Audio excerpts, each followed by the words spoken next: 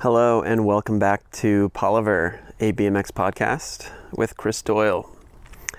My next guest is one of my favorite bike riders of all time, Chris Stauffer. To be honest, when I asked Chris to do an interview, I really didn't expect him to say yes. Therefore, I was super excited when he said that he'd be into it. Chris is extremely modest and he is very humble when it comes to his riding and the impact that he's had on BMX, the trail riding community in particular. Toward the end of the interview, Chris openly and honestly talks about some of his darker times and when he wasn't riding anymore and what was consuming him during those times and how he was able to clean himself up and eventually find his way back to riding. Again, he was, 100% open and honest, and I was really appreciative of all that, of him sharing his story. Now, also, during the course of the interview, I definitely fan out a few times on Chris, so feel free to have a laugh at my expense with that stuff. I'm really stoked with how this interview turned out. I'm really stoked that Chris was into doing an interview like this, and I hope that you're stoked on it too. Enjoy. Ladies and gentlemen, boys and girls, Chris Stauffer. Hello, ladies and gentlemen and boys and girls. Yeah, I always come out with these things. I'm like, oh, thank you so much for being on the podcast, and I don't want to start all of them just like that, but I really appreciate you, taking some time and being on this podcast, man. I appreciate you thinking of me to do it. Well, I think you don't put a lot of stuff on social media, and I think a lot of people wonder what Chris Stauffer's up to, and I will say when I first started this thing, I think I got hit up 24 times, dude, you should do a Stauffer interview. And I'm like, yeah, that'd be cool. And you and I have known each other for a long time, but we've never necessarily been close. Right. But I will say you've been heavily requested to do a podcast. Well, I'm honored. Yeah, man. Again, thank you so much. Thank you. Where the hell are we right now? We're in Bucks County. It's kind of almost dead center in between Philadelphia and Bethlehem. Okay. It's if you go 45 minutes north, you'll be in Bethlehem, and 45 minutes south, you'll be in Philadelphia. We're that close to Philly right now? Yeah, we're pretty close. Okay, what's the name of this town? This is Bedminster. Bedminster, okay. Shit, if you don't mind, I'm going to set the stage a little bit, but I'm driving to your place here. And originally I was I'm going to Bethlehem. This is going to be sick. I haven't been to Bethlehem in a couple of years now. But when I Google mapped your place, I'm oh shit, I'm pretty far away from Bethlehem. And I roll up and the drive here is these beautiful green rolling hills and forests and stone houses and businesses and things like that. And I'm where the fuck am I going? Where does Chris Stauffer live right now? And I roll up to your place, and this isn't a normal house. This is an estate we're on right now. It's an estate, yeah. Well, and for the people listening, I roll up and Chris meets me at my truck, and he goes, oh, I didn't tell you, 3 years ago I won the lottery. I just bought this place. I'm holy shit. And again, we're not super close. I was is he fucking with me or what? Yeah, it's hard for me to keep a straight face. I wish I could have kept it going a little longer. Just, practice my acting, I guess. You had me sold for a brief second. Oh, man, I should have rolled with it a little longer. But this property, this originally belonged to, who'd you say, Doug Folks' It's parents? Doug Folks' aunt and uncle's property. It's kind of their vacation property. Okay. So what I just pretty much take care of the property, mow the lawn, just keep an eye on things out here. And they have a carriage house that I live in. Okay. So during, they're usually never here, maybe 4 times out of the year. Dude, it's a rad setup. I wish, again, I wish people could see, we're looking over a beautiful creek, and there's just greenery all around us. There's a pool house. This is tight. Yeah, I'm lucky to be here. I really am. Hell yeah. Well, I'm stoked on it. It seems like a pretty good gig. I can't complain. But are you originally from Bethlehem then? Originally from Bethlehem, yeah. Born and raised. Really? Bethlehem, yeah. Okay. Now, I don't want, like, forgive me if I skip over anything too important that you want to talk about, but like,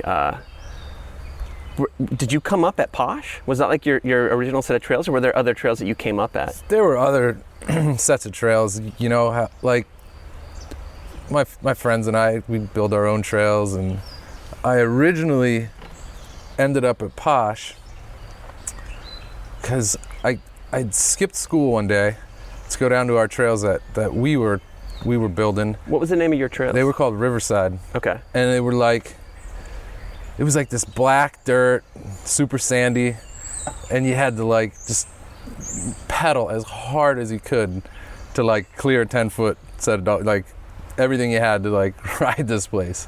And you know, we knew it kind of sucked, but we like it was ours, so we just stuck with it. And did you knew about Posh and you knew about Nam? Was Nam already there? Nam I didn't know about at that point. Okay. Posh I did know about. I knew about the original Posh because I'd been to like contests down there. Okay. Like the 2B contests, and they had a contest at Posh? Yeah, they had two of them. Yeah, the 2B contests, and they were crazy. It was like, you know, like I don't know, it was years and years ago, but I want to say like hundreds of people it crammed into the original Posh. Holy shit. And you know, I was like a little kid, and you'd go down there, and you know, you just like keep your mouth shut and right. Just like watch everything that was going on, like really intimidated by like, you know, this was like first time I saw Robbie Morales was down there. Oh shit. Taj, you know, the first time I saw him was down there, and it was like, whoa, this is crazy. Wow. And that place ended up getting plowed, and they started the new Posh, and you know, like, you'd hear about it, and like as a kid, you're afraid to go down there. Yeah, it's like folklore. Pretty much, yeah. They're gonna steal your bike, like all this stuff, like just like stuff that people make up is really not the case. And so back to like those trails I was talking about that we were building, and skipped school, and there was this guy down there like shaving like lips, and we kind of like rolled in, and we're like, who's this dude down here like shaving our lips? And I crept in a little more, and it was Sal. I was like, oh, my buddy, that's Sales. I got a picture of that dude on my wall. Like, yeah. He was doing a Superman, and I had another one of him doing a rail into like sand. And I was like, that's Sal. And I went up to him, and I was like, hey, what's up? And he was like, what's up? He's like, these are trails? And I was like, yeah, there are trails. He's like, I'm shaving these lips. They're too steep. So we were like, all right. So he ended up like riding the trails with us, and you know, he's like, you should come to Posh. And I was like, I'll go to Posh, and like if I'm going with you, like sure. Oh, yeah, you got your in. Yeah. So you know, we rode there for a little bit, and then we rode over to Posh. It was like a bike ride away. Okay. And we rode over to Posh, and yeah, everyone was hitting 6 on the hill at the time, which used to have a really low, long set of doubles. So like that's how you got into it. It was like low, long, and I'd never seen anything like that before. I was like, dude, look at how far that jump is. And Sal was like, you got it. And I was like, all right. And I like pedaled around this berm and just started like cranking at this set of doubles, and front wheel cased the thing and snapped my forks off. Oh shit. Like forks snapped. Terrifying. Yeah.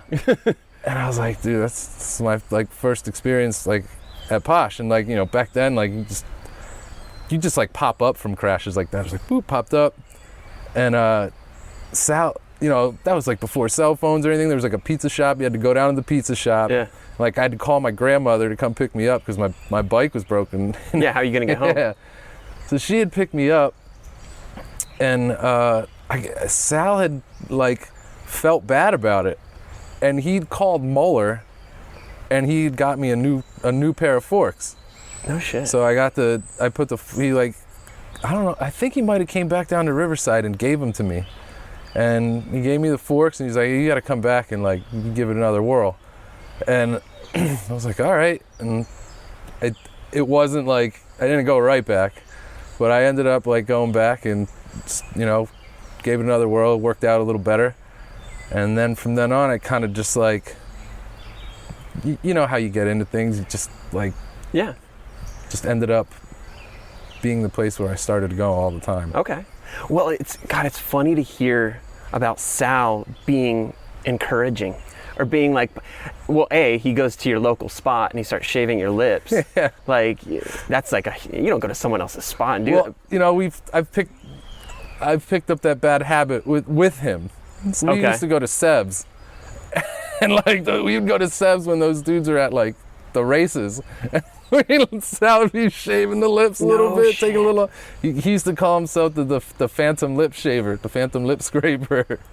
Dude. He would make shave sounds like he'd like walk into places and see a lip too steep, he'd just make the sound. It's like hilarious. No shit. Yeah. Man, that's fucking crazy. I mean, I don't think trail politics are as extreme anymore. Right. But like, that seems to me like a huge no-no. I mean, maybe like in the late 90s, you would never roll up to someone else's spot and do that. But who's going to say anything to Sal? True. You know? Dude, the first time I met Sal was when we came up, me, Corey Muth, Will Stroud, Ryan Barrett, we came up and we stayed at you guys' place. Because Muth is from Bethlehem. He knows everybody around here. And we're staying at you guys' place. We didn't see you the night we arrived, and we didn't see Sal. But we wake up the next morning, and Will is sitting in Sal's chair.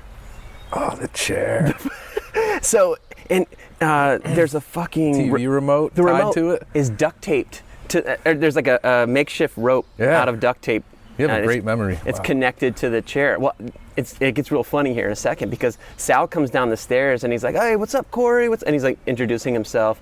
And he's like, "Hey, what's your name, man?" And he points at Will. And Will's like, "Hey, man, my name's Will. Nice to meet you." He goes, "My name's Sal. Hey, Will, get out of my chair." And like, almost like shook Will's hand and like pulled him out of the chair. Pretty much, yeah. And like, I guess, and like later, like 2 days later or something, everyone's like, yeah, you don't fuck with Sal's chair. Nah, like he's like already like almost wrung my neck over that chair. Oh, like shit. One time we had it like, we were fucking with his chair, and it had ended up in a bicycle union video of us fucking with his chair, and he had seen the video. Oh shit. And it was like, dude, he was like, you fucking with my chair with like fuck Sal in your mind, you know, like he did not, like, that was his chair, man. That was his thing. Oh, that's funny. I'm glad I brought that up. Yeah. I could conjure up that memory. Dude, I haven't thought of that in ages. Well, in that night, the first night we got there, like I woke up in the middle of the night just to go to the bathroom, take a piss or something. And I'm coming back from the bathroom.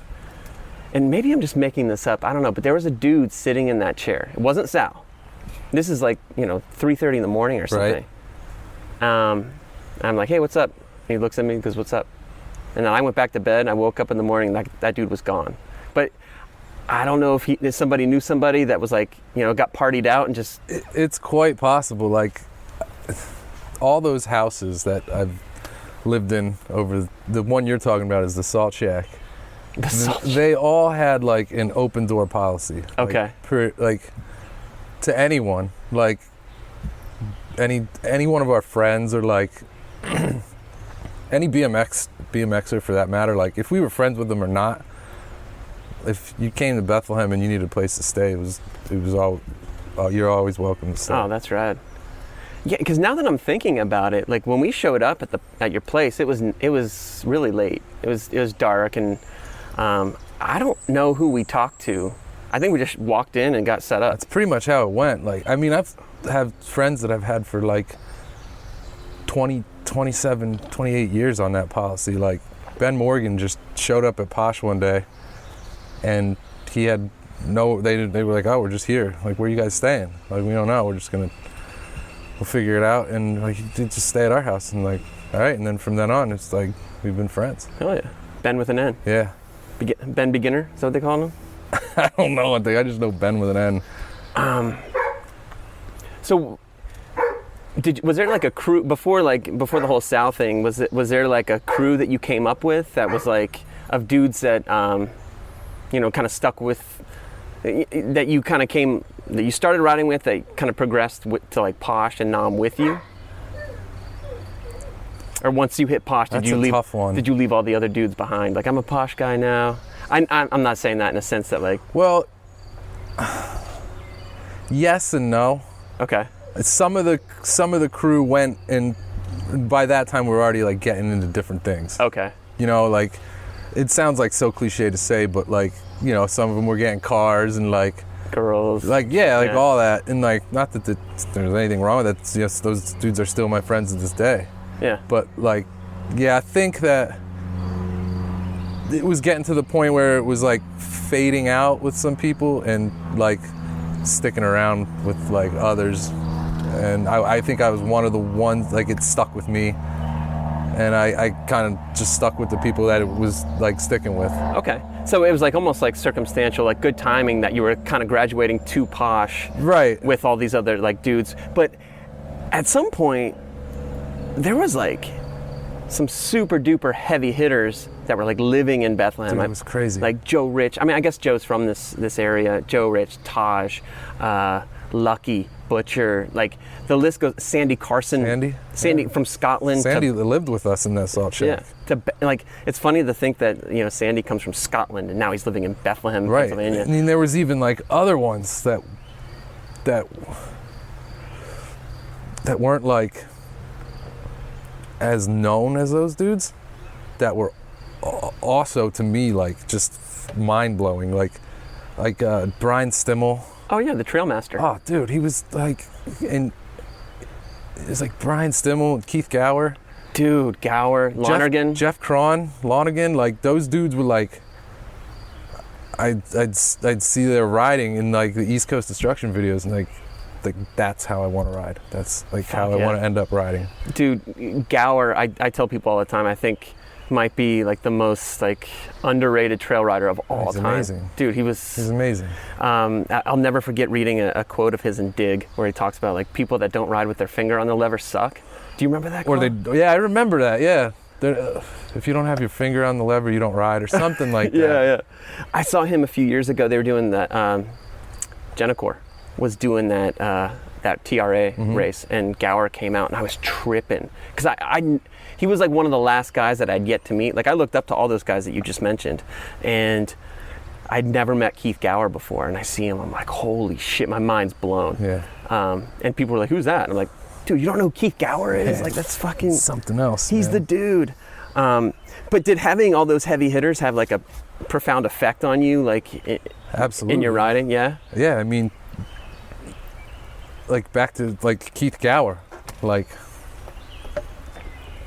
just his style alone was like, I'd try to emulate it a little bit, you know, and you know over time you kind of like put your own like twist to it, but really like I was emulating him. Well, yeah, his riding. You were young at that point. You were like 15, 16 years old. Yeah, like all those dudes. Like Jeff Cron. I remember in an East Coast Destruction video at the first Posh. He's the first person I ever saw do back-to-back 360s in a rhythm section. Okay. Like ever in my life. And I can't even put my finger on what year it was. And I remember seeing that in that video, and I was just like, that is the fucking coolest thing I've ever seen.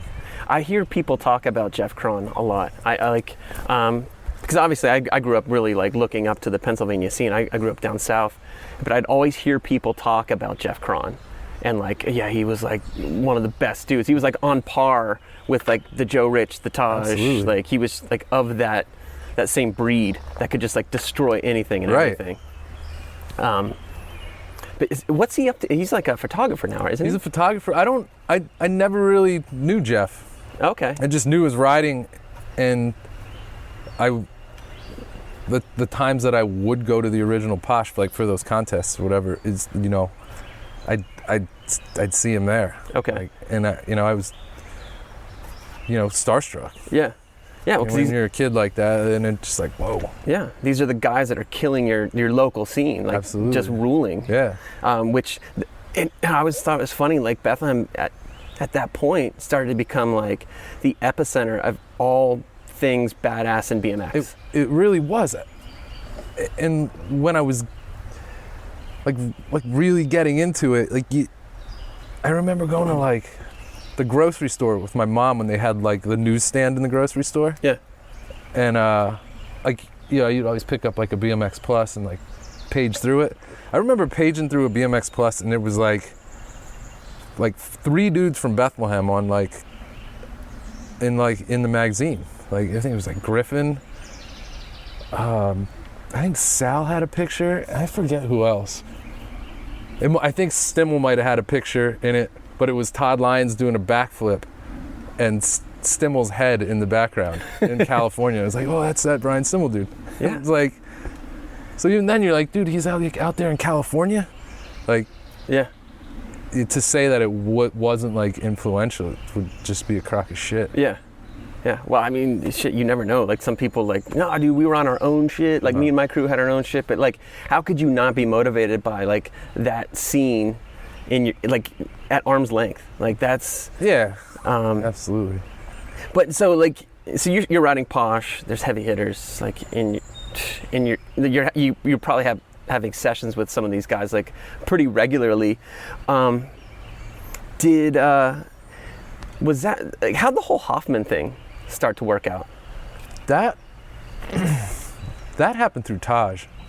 You know what? I was like, I bet that was like had something to do with Taj. He had gotten a flash frame, and he was testing it, and he had asked me if I wanted to test one out, and I was like, well, sure, yeah. Like, Taj asks you to test a bike from Hoffman, you say yeah. Right? And I was like, absolutely. And like, you know, like you hear when people ask you that kind of stuff, like kind of think like, oh, that's never gonna happen. Yeah. And sure enough, dude, he had like called me up and was like, yeah, that bike's here. It was at the Superdome. It like got shipped to the Superdome, and he was like, the bike's here. You should come pick it up. And like I picked it up and I loved it.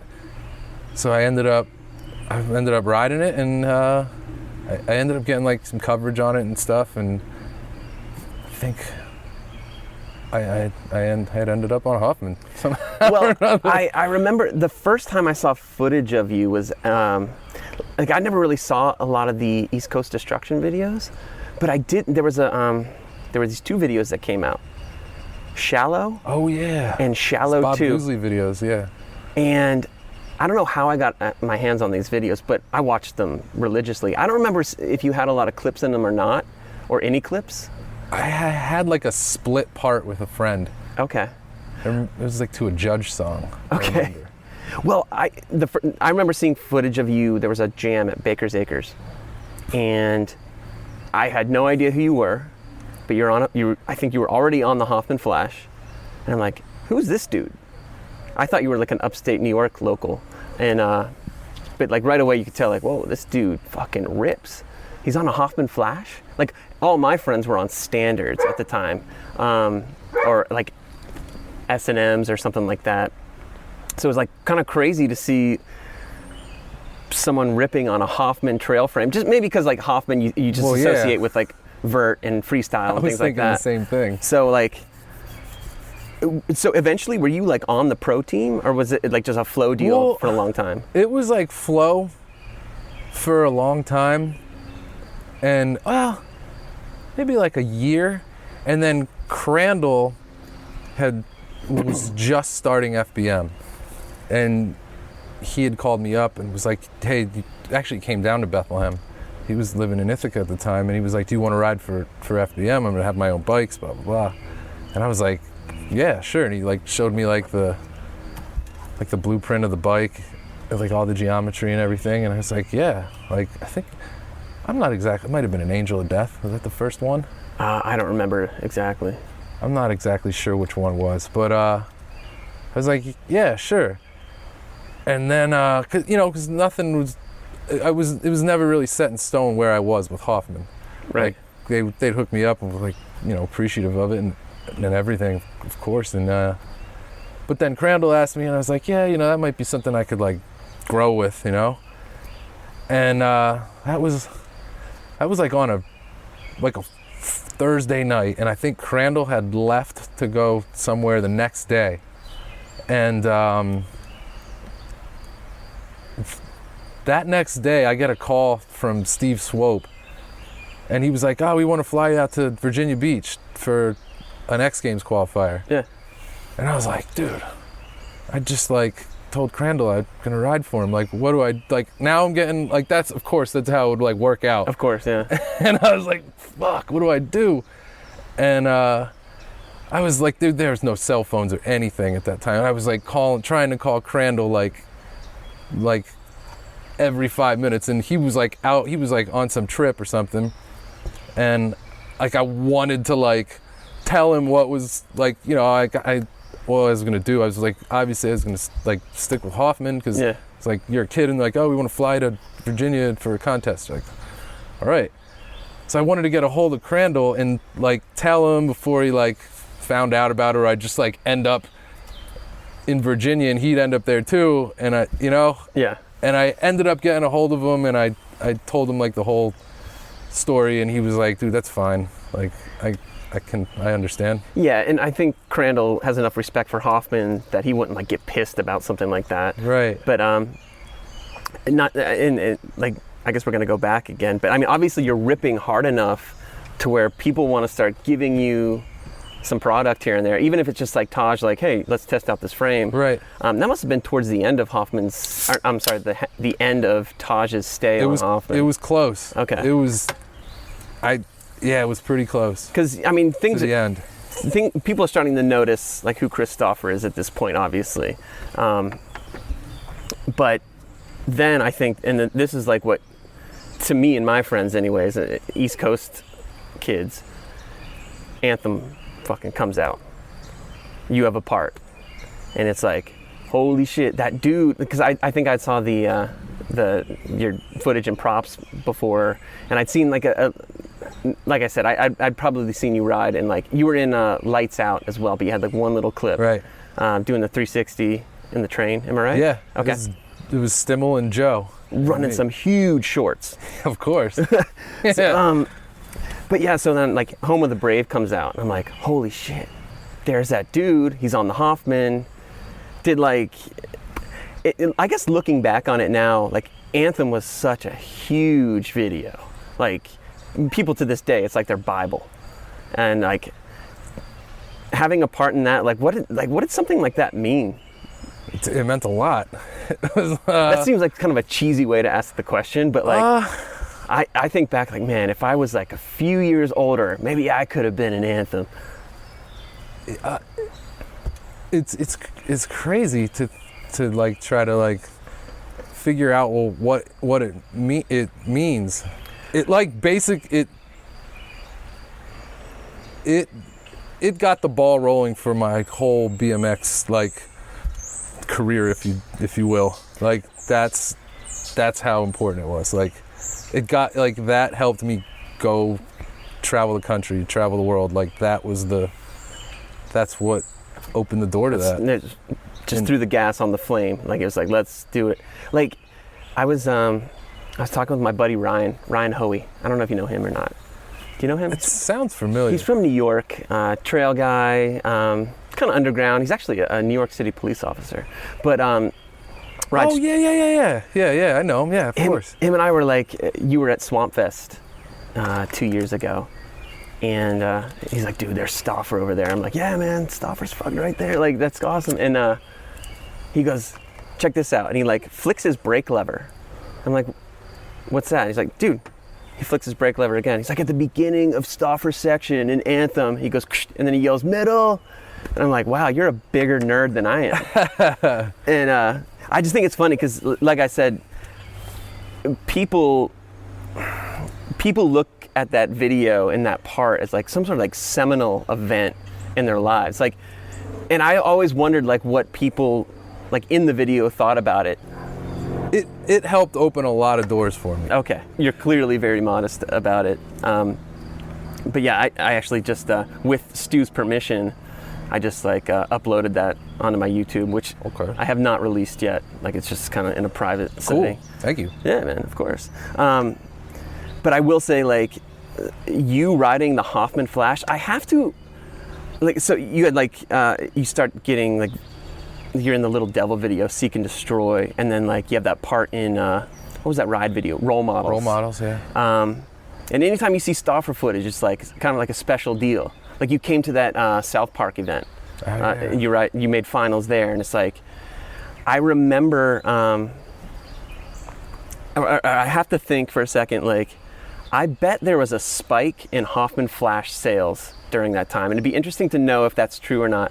Because I know for a fact, like Mike Aiken rode a Hoffman Flash. I'm like, Dave Young rode one. Really? Yeah. Well, did Dave Young ride it because Chris Stauffer rode it? No, well, I'm just saying that bike wasn't, like, it wasn't a race bike. That bike was, like, right. pretty durable bike for a race bike. So. Well, Mike Aiken rode a Hoffman Flash, and I was like, oh, really? Why? He's like, dude, Stauffer is my favorite rider. So, like, to think, like, you're influencing the guys that went on to influence that's a trip, man. Thousands of kids.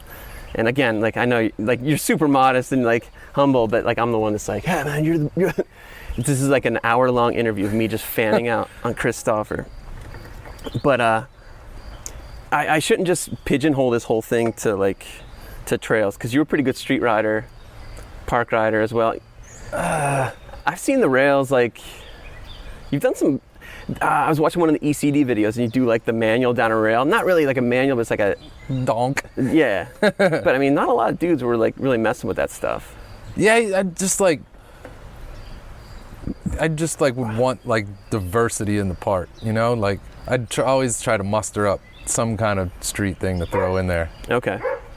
But that's what I'd always just try to, well, I can maybe get this done on. Just kind of round out the part a little bit better. Yeah, exactly. Okay. Something I have to do, that if I don't do it, the hardcores are gonna destroy me. Okay. We have to talk about tabletops. Okay. So let's talk about tabletops. What do you want to know? Let's do it. When there's a handful of tricks that I think say a lot about who a person is as a rider. And I don't even want to call them tricks, because they're just like the way you do a tabletop says a lot about who you are as a rider. The way you do like an X-up says a lot about who you are as a rider, as the individual rider, like, or a turn down even, some might say. But people will say, like, you have the best tabletop of all time. And yeah, you're shaking your head, but, like, there's some good ones out there. Yeah, dude, I'm sure you have to see it, like, every couple months someone puts out a thing like, who's got the best tabletop? Right. And then, like, people go back and forth, like, on what a tabletop is, what an invert is. Sure, yeah. But your name is like, and it's always by, like, the hardcore dudes, like, no, Stauffer has the best fucking tabletop. If you don't think so, get fucked. Thanks, dudes. So when you were like, is it something you learned, or was it something that just, like, started happening? Like, you started doing a tabletop here and there? Exactly. Like, yeah, it just started out, like, you know, tabes, and then, like, I don't know. They kind of just, like, I just kind of figured them out. I don't know. Like, but, you know, I think the ones that people see, I get really lucky on.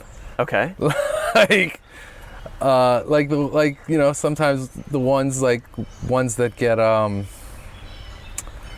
what's the word for it? Like, recognition? Not recognition, or like the ones that get, like, captured in, like, a picture or, like, in a video. Like, I think I get lucky on some of them, because you don't see the ones that go bad.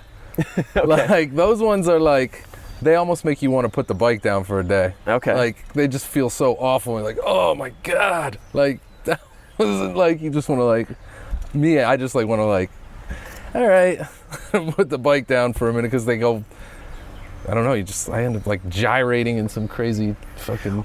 Well, you would, like, snap the table so hard, it almost makes it better that they weren't, it doesn't sound like they were as consistent, but, like, you would snap the table so hard that, like, the bike almost looked like it was quivering.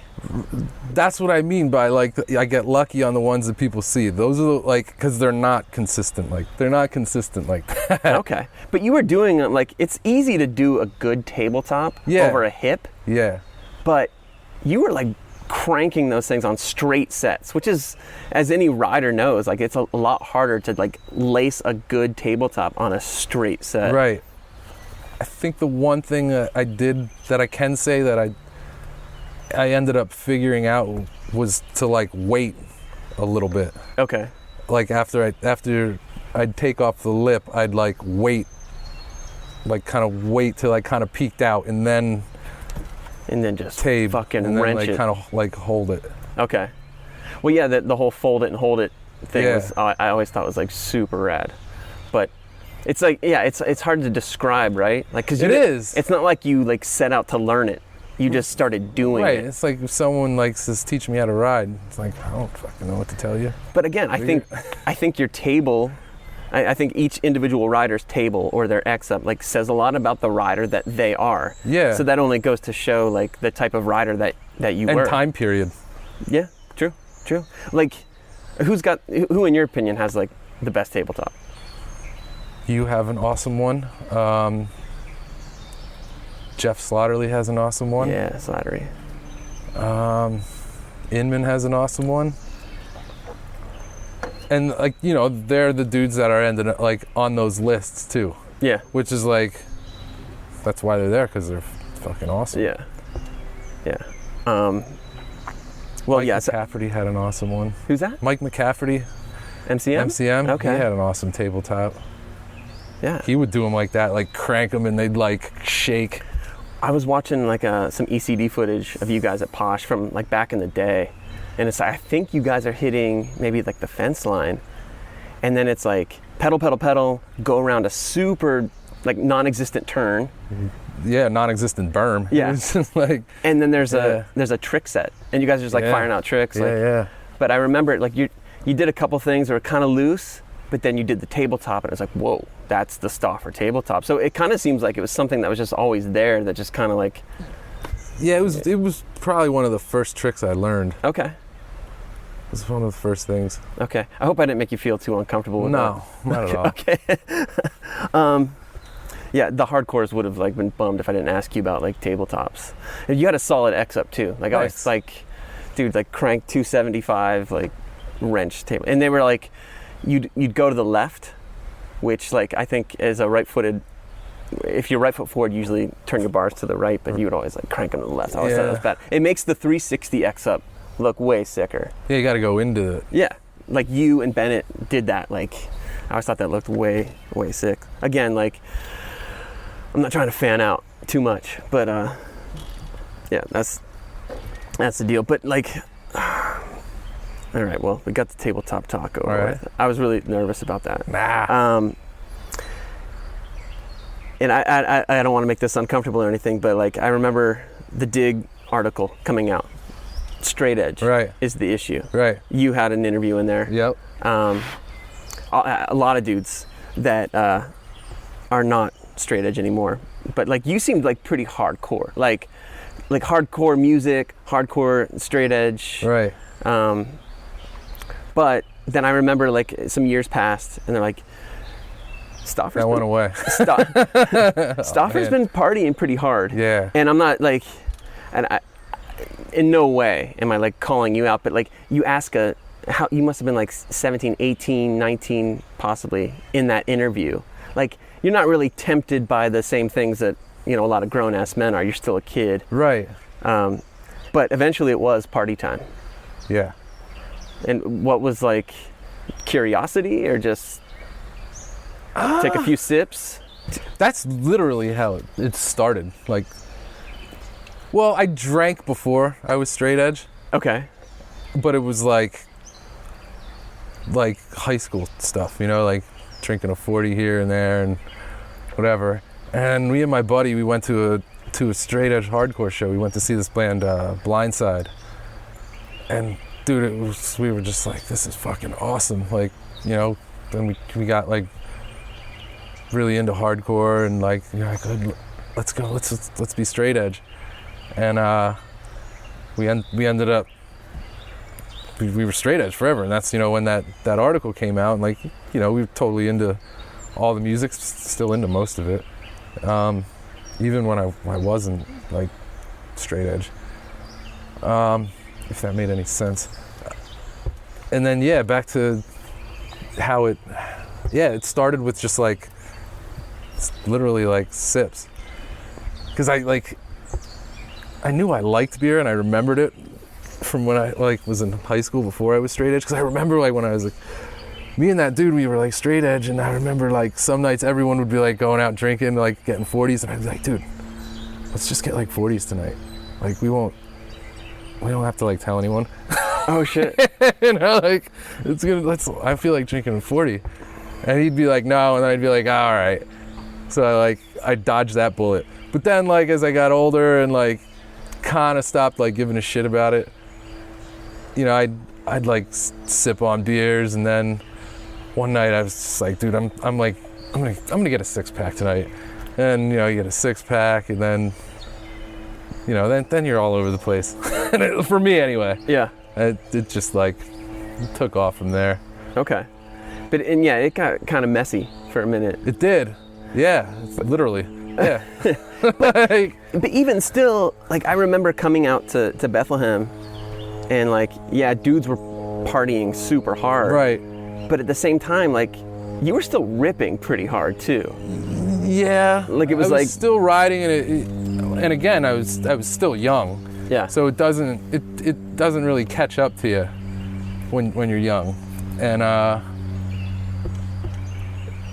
towards the, you know, maybe a year or two into it, it definitely started taking a toll on like my riding, and like, only after a year.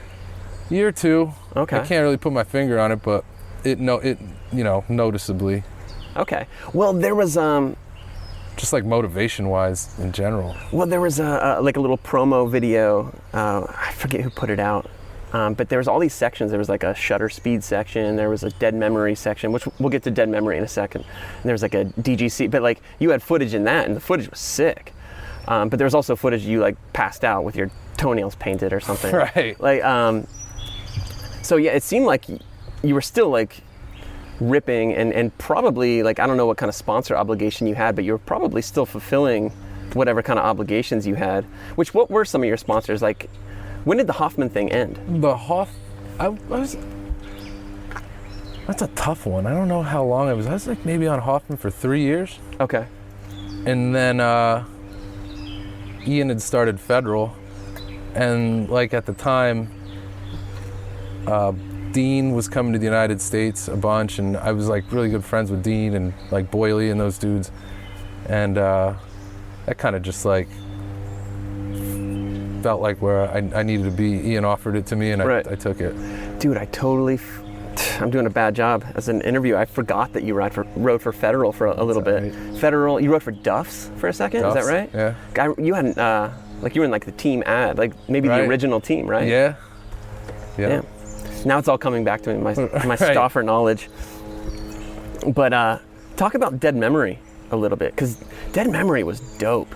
Was that your thing? Yeah. Okay. I was always unclear if it was you or Timmy or whoever else. No, it started out with me. I just wanted to start a clothing company. I always had like ideas for shirts and like designs and stuff. And I made 2 designs, and I got like a run of shirts made of each design. And like I had in my mind like who I wanted to like start a team, which was basically my friends. Yeah. It was like Kyle Keck, Dan Pors, Timmy Martin, Doug. I hope I'm not forgetting anyone. But yeah, that was like the original. And Murph. And that was like the original team. And then those guys were all, I like threw the idea at them, and those guys were all like down with it. So I want to backtrack a second. The company wasn't going to be called Dead Memory. Okay. It was just going to be called Memory. Okay. Because like I always thought that it was like cool that like somehow or another at like trails and riding, like say at like Posh or Caddy, there's like 100 jumps. You know what to do on every one of those jumps. Like pull up on this jump, suck up that jump, you know, like manual this, like somehow or another you end up like you know what to do on every one of those. Like, you know, it's in your memory. Yeah. I was like, I want to call it Memory, and I was like running this over to Doug. Like when I was like kind of like seeing like you guys want to be on the team, I was like, I want to call it Memory, and Doug's like brutally honest, was like, dude, that's like stupid. Like, what do you mean? And like he was like, just like kind of like listen to like what Memory? And I was like, yeah, it's stupid. And we were sitting in a pizza shop, and at the time it was like early 2000s, I think, like 2002, something like that. Okay. And like everything was like in BMX like shirts and clothing was like skulls and like scary. Yeah. And I was like, dude, let's call it Dead Memory. Just as like kind of like a joke. Yeah. And Doug was like, yeah, that's it. Dead Memory. Oh wow, that's an awesome backstory. That's how Dead Memory, like the name came. Because people ask me all the time, like, how'd that name come up? And I tell them, but I don't think like many people know. Sometimes I Google it, and now it's like Grateful Dead, like homages pages and stuff, like Dead Memory. Oh like, wow. Oh no. It's Holy like shit. Grateful Dead thing. Well, I remember some of the shirts were dope. I was actually flipping through Instagram a few days ago, and there was a dude, I can't remember who it was, but he's wearing a Dead Memory shirt. So that shit still pops up from time to time, like, but you haven't printed anything in a long time, right? No, Okay. no, nothing. Okay. Sometimes I think about like maybe just like making a run of something. It's funny when you go to like somewhere like Swamp Fest, because it seems like people will like kind of bring something back just for like Swamp Fest, like, oh, I made like 20 shirts. I wanted to see if they sell, and they all sell. Dude, don't tell me that. Like, well, people get nostalgic. Like the more time that passes from the time that you did something, like people just again they look back on it like some seminal moment in their lives. Right. And like, I want a fucking Dead Memory shirt because Stauffer was about that. Like, so yeah. Just make a limited run. See what happens. And then I don't want to leave Murph out of this because then Murph, I eventually asked Murph to do Dead Memory with me. Okay. And and that's when it like we really start to make stuff, because he was like, I was into like the designing stuff, and he was like really good at like making sure like orders went out and like people were paying us. Like that dude knew every penny of every single thing where it was going. Like he was more resourceful. Yeah, absolutely. Okay. Yeah, he was like super good at it, and it was always like good to do something like that with someone else. Yeah. And like, I don't know, if you put out a bad shirt, you say, oh, that's the one you liked. Like, Yeah. he's the extra person to point the finger at. Dude, Murphy was maybe he's not called Murphy, but Murph was sick. He was. Like Murph was one of the first guys that like I think him and Muth were pretty tight. Yeah, so, like, Muth used to go to Nam all the time. But God, I totally forgot about Murph. He was sick too. He was good on a bike. You guys had a very similar style, actually. In fact, there was that video that I think it was Kyle Keck put out. I think it was the Shutter Speed video, and there was a trail section to Sunday Bloody Sunday by U2, and like both you and Murph had clips in there, and you guys are like doing a train. I was like, man, they look like they have a very similar style. And but of course, you had the starring role in that. You had like the ender part of that section, which was dope. And that was like during those party years. Yeah.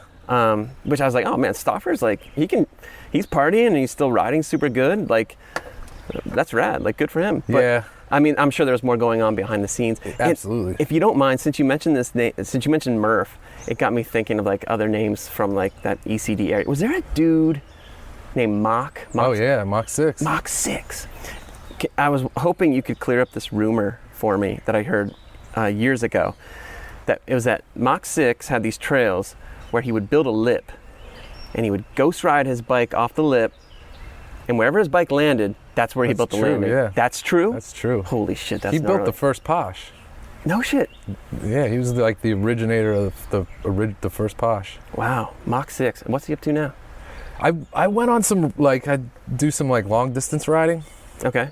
And I've been on some long distance rides with him, and he's just been like doing that. He likes to like hike and do shit like that. Outdoorsman type of thing? Yeah. Wow, that's funny. Like, I'd wondered for years if that story was true. Like, it's true. Like being at the trails and like thinking about this kind of legendary guy out east that would like just, okay, I'm going to ghost ride my bike off the lip. Wherever the bike lands, that's where we build the landing. Yeah, I mean, I guess it kind of makes sense, right? It's fucking gnarly.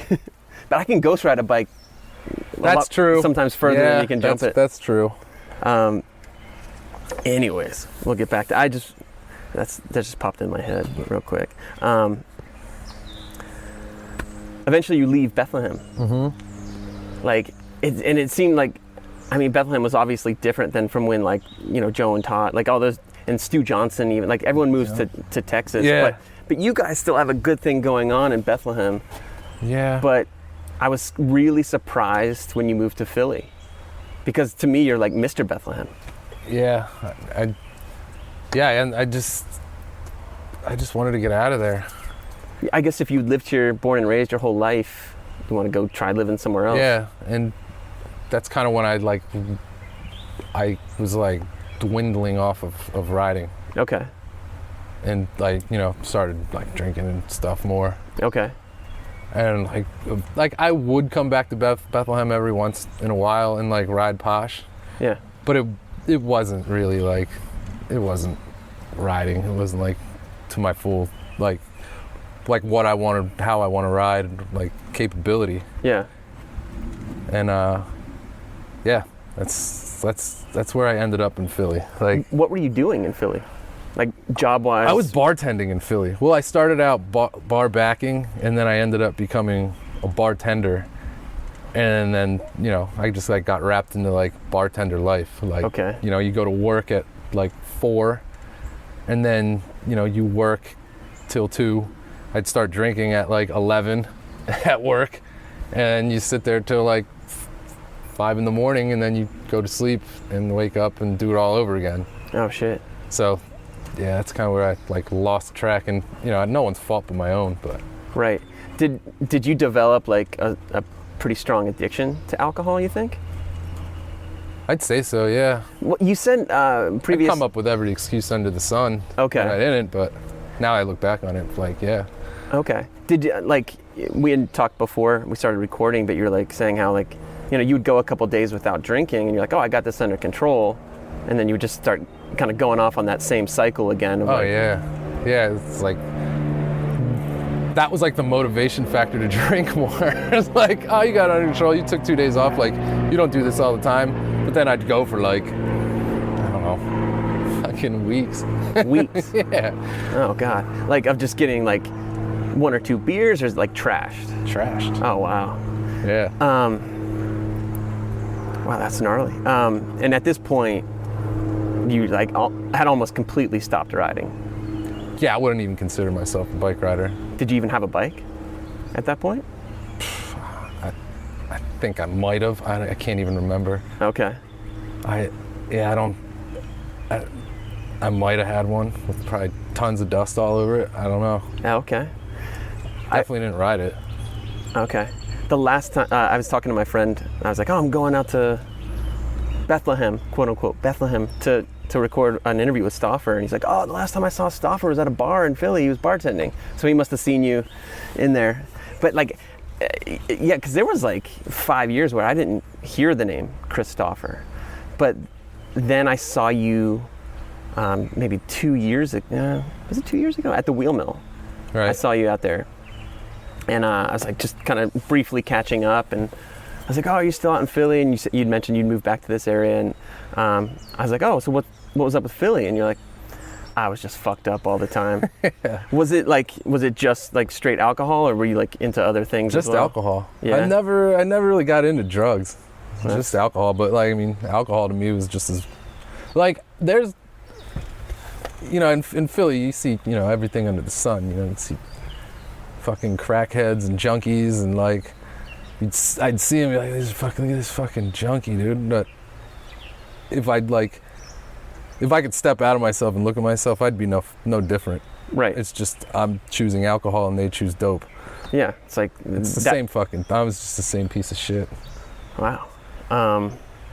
In all honesty. Well, shit. I appreciate you being honest. Like, by no means do I want to sound like I'm like the victim, because I chose all that shit. I put it all on myself. Well, some people might argue that it's like a genetic thing. Like I've had friends that have been alcoholics, are alcoholics. Yeah. And they kind of come from like like you can see like in their family history. Like dad was an alcoholic. Yeah. Uncles were alcoholics. Was it anything like that, or was it Yeah, just... I had that, and I knew that, and I still did it anyway. So really? It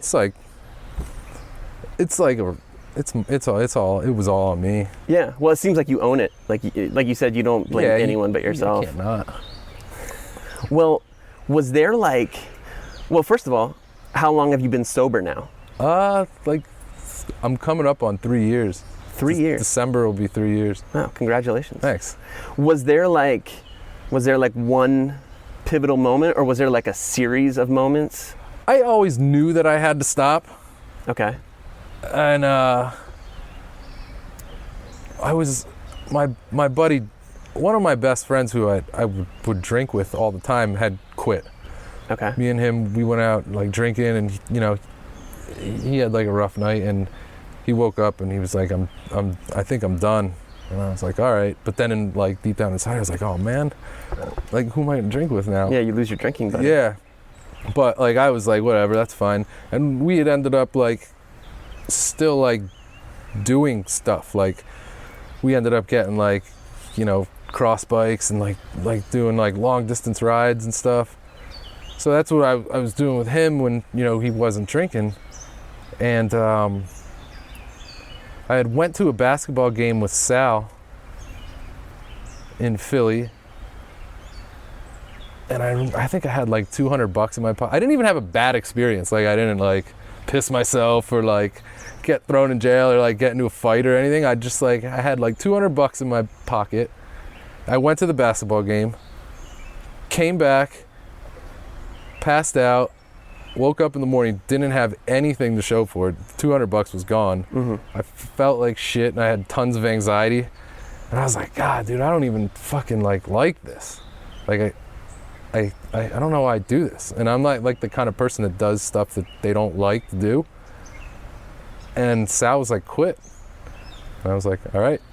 Wow. And that was it. I was like, that's it. All right then, fuck it, I'm done. Once again, Sal comes in. Saves the day. Saves the day. Yeah, like, voice of reason. Holy shit. I would never give Sal, like... Oh, dude, that guy's full of, dude, he's a lifesaver in many ways, man. It sounds like he's got a lot of heart. He does, dude. Like he's one of the biggest hearts out there, man. Wow, that's amazing to know. Because obviously the Sal that I know and the Sal that you know are totally different. I come in like on the weekends. He's a teddy bear. Yeah, he's a teddy bear. Wow, that's great. He's like he's got this persona, but he's like good dude. Is he still down in Philly? Yeah, he's a teacher down there. A teacher of history. For like high school? Yeah, high school. No like shit. 11th and 12th graders. I was just with him last night, actually. So. Wow. Yeah, he was down. Well, yeah, you said you're like halfway between here and Philly and Bethlehem. So you get sober. So you're 3 years sober now. Mm-hmm. That's fucking dope. And it didn't take like AA or anything like that. No. Just doing it all on your own. Well, of course with Sal as your guardian angel. And Dan. And then another one of my friends, it was like the three dudes that I drank with the most had all quit. Like my buddy Pours was first, I was second, and my buddy Eric was like, then he slowly behind was like, fuck it, I'm done too. Really? Like he owns his own business now, like during the time of him quitting drinking. And I think he's coming up on 2 years. He's like doing fucking great, man. He's like, got his own business and all this shit. Yeah, that's sick. So that made it easier to have like the three dudes I drank with the most all quit, and like we all still hang out. Yeah, it seems like you have you had a ton of support. Right. So yeah, that's sick, man. We still go to bars. Like, really? I was at a bar last night. Yeah, just hanging out? Yeah, just hanging out. Like, I mean, being in a place where I can drink doesn't really like. People say, "How do you do it? How can you like be here?" Not like. I can get drunk wherever I want. Right. You know what I mean? Like if I want to, I can just go buy a case of beer and sit here on this porch and like drink. Yeah. And be content. Like I can't say that like I miss it sometimes. I miss how like content I could be drinking. Like, if I didn't have anything to do, like especially out here, man. This is sit here and drink all day. This is peaceful. But so did you moving back here have anything to do with like, I need to get out of this lifestyle, I need to get out of this place? And when I was still drinking when I moved back here, but it wasn't to the extent as it was in Philly. Okay. But when I did drink, it was a lot, enough to where I finally had enough. Yeah. But moving back here, like definitely like slowed it down a little. Didn't stop it by any means, but like slowed it down. And then eventually that's enough. Yeah. Fuck. Now, do you still ride at all? Yeah. I ride more now than I think I'd have in like during the last 5 years of like my riding before I stopped riding altogether. I think I ride more now than I did then. Okay. If that makes any sense. It probably means a little bit more to you now. It does. It's way more fun. Yeah. So I don't feel like shit when I do it. Yeah. And I don't know. It's just like I don't know. It's just I found a new like I don't know. Like a new appreciation. New appreciation for it. Absolutely. Yeah. Because I always think like BMX is like, it might have come easy to you at one point, but I mean, for the most part, it's hard to like achieve the skill level that you achieved on a bike. And therefore I think, you know, I hate when people don't utilize the skill that they've achieved, especially like with your grace and your style on a bike. Like it'd be a shame if you weren't riding anymore. Thanks. But, yeah, I mean, it's a waste. Yeah. I have friends, people that we both know, and I'm not going to call anyone out, but like they never ride anymore. I'm like, dude, you spent like an entire lifetime getting up to this skill level. Like not everyone can do this. This is kind of like a special thing. Like it'd be a shame for you not to be doing this. Whatever. It's just something I did. Like I'm like, wow. And you know what? Whatever. It's a different mentality, but right. You know, that's life, right? And I mean, I think if you know, at the point where I'm at, like I'm not trying to like do anything that anyone's doing now. You know what I mean? It's just too fucking crazy, and I'm too old. Like, and it's like I just like appreciate that and watch it and just stick to what I know how to do and like enjoy it. Dude, all you have to do, if you go to any event around the world, I'm sure, you lace a nice tabletop, people will be like, fuck yeah, I saw Stauffer. As long as it's one of the ones I get lucky on. You know? That's funny. See me do a bad one, you're like, that dude start drinking again? Well, I know how it goes. Like, I've like tried to shoot a photo before of, I don't know, fill in the blank on the trick. Yep. And like, say it's like a turn down. Like I've had times where I'm like, oh, and I get caught up in my bars and everything. That's exactly how it feels. You just get stuck in some awful position. But again, that kind of makes it cooler that it wasn't as consistent. Like, I don't know, like that almost to me makes it a little bit more badass. Right. Because now everything, like, dudes have the craziest shit. Dude, so consistent. I just saw something on Instagram where this fucking dude flipped his bike. Like, was off the bike and it was away from him and the bike did a flip. It's J2E, yeah. Dude, this fucking guy was off his bike 95% of the time in the air from point A to point B. It's funny, he's got that so dialed too. Holy shit. He did, at a contest recently, he did that. He like flips the bike, catches it, and does a tail whip. Like a late tail. I saw that one too. That's funny. Like, dude, Tui, the dude that does that trick, like he would go to Posh. Like, I don't think he's ever been to Posh, but if he went to Posh, he would do nothing but like kickouts, a couple 360s. He's got this dope style, but he knows that tricks pay the bills. But see, I'd want to see him do that there though. Like, I'd like, dude, we see the kickouts all the time. Let's see the bike flip, dude. Let's see it. Dude, that'd be sick. Like, I love all that stuff. I love how, like, you know, I don't know, people can hate on it for what they, you know, whatever they, you know, I'm sure there's people that, you know. Oh, people hate. Of course. Yeah. But I love it, dude. I think it's fucking. That'd be sick. It's crazy. I would love to see the bike flip on the butcher jump. Dude, bring him down, dude. I'd love to see it too. He would love it. Like, if you said, like, hey, can we see a bike flip? He'd be like, oh, mate, he's Australian. He's like, I just want to kind of flow. You know, I'm here at Posh. But, like, I'm sure if you, I remember going to like Posh in Nam, and I didn't want to do any tricks because I thought like I'd get like hated on. Yeah. But I remember. But everyone's probably yelling like, come on, dude, let's see the double truck. 360 whip. Yeah. At the last Nam Jam, Timmy Martin walks by me and he's got a chair. He's like, hey Doyle, I'm gonna go set this chair up somewhere. What's your trick set? Right. I'm like, I don't know. And he's like, how about that one? I don't remember any of the lines. I remember that. And he went and I did a 360 over one set. And then I went back up to the top and I come back down. He's got his chair set up right by the landing. He's like, all right, let's see it, Doyle. Yeah. Like, it's almost like he had a moto board, like what tricks he wanted to see. Right. But dude, I'm fucking stoked that, like, it seems like you're doing really good. You got some pretty badass digs out here. Like, what are you doing for work nowadays?